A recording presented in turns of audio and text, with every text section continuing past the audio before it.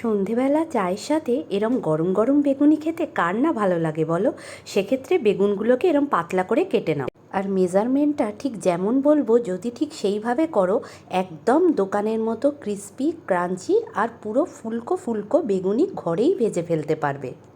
তার জন্য 1 কাপ বেসনের মধ্যে হাফ কাপ চালের গুঁড়ো ও 2 চামচের মতো ময়দা মিশিয়ে দাও।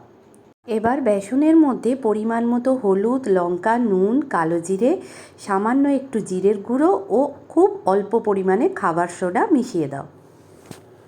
সব উপকরণগুলো ভালোভাবে মেশানো হয়ে গেলে একটু একটু করে জল দিয়ে একটা ঘন ব্যাটার তৈরি করে নাও। যখন দেখবে আঙুলে এইভাবে কোড হচ্ছে তখন জানবে বেসন রেডি। এবার বেগুনগুলোকে বেসনের ব্যাটারে চুবিয়ে তেলে ছাড়ার পর এইভাবে খুন্তি দিয়ে তেল ছড়াও যাতে ওগুলো ফুলে ওঠে। সন্ধ্যের চায়ের সাথে এমন গরম বেগুনি হলে আর কি চাই। রেসিপি ভালো লাগলে সাবস্ক্রাইব করো।